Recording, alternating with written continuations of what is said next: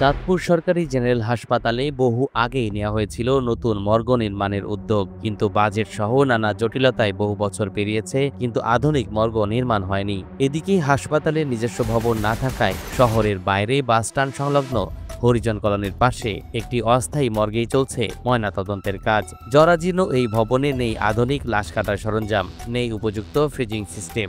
মর্গের দেয়ালে ফাটল, ছাদ হয়ে পড়েছে ঝুঁকিপূর্ণ, আর ভেতরের পরিবেশ অস্বাস্থ্যকর। জেলার আধুনিক হাসপাতাল, কিন্তু আধুনিক হাসপাতালে কোনো মর্গ না থাকায় মানুষদের কিন্তু ভোগান্তি হচ্ছে। যারা আসছেন তাদেরকে যেতে হচ্ছে শহর থেকে প্রায় 20 মিনিট এলাকা পার হয়ে, তবে ওই এলাকায় তারা যাচ্ছেন।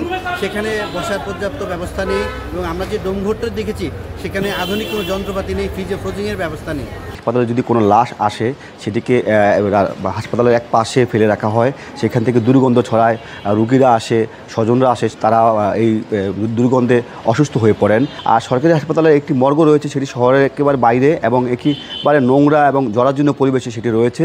আর সেখানে মানুষ যে বসবে, থাকবে, রুগী স্বজনরা বসবে, সেরকম কোনো ব্যবস্থা নেই।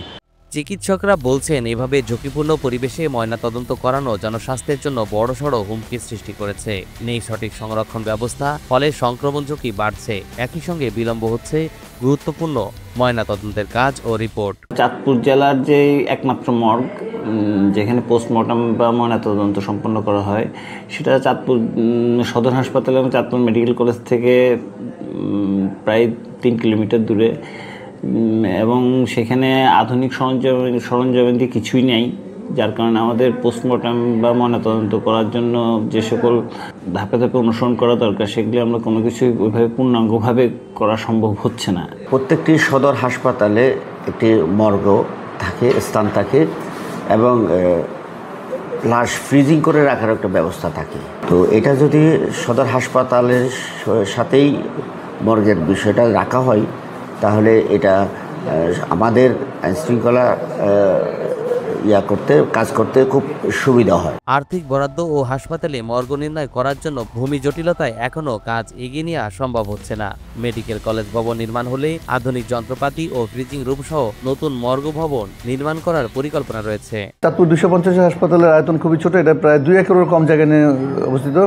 হাসপাতালের মর্গটি মানে হাসপাতাল থেকে প্রায় 3 কিলোমিটার দূরে। কিন্তু হাসপাতালে যে লাশ সংরক্ষণের জন্য যে রেফ্রিজারেটর, সেটা নাই। আমরা এ ব্যাপারে আগে বিভিন্ন সময় চাহিদা দিয়েছি, তো স্বাস্থ্য বিভাগ থেকে আমাদেরকে আশ্বাস দেওয়া হচ্ছে যে যদি সরবরাহ থাকে তাহলে আমাদেরকে রেফ্রিজারেটর দেওয়া হবে। বাজেট ও ভূমি জটিলতায় বাধা কাটছে না, যার কারণে এভাবেই অস্বাস্থ্যকর ঝুঁকিপূর্ণ পরিবেশে ময়নাতদন্ত চালিয়ে যেতে হচ্ছে হাসপাতাল ও আইনশৃঙ্খলা বাহিনীকে।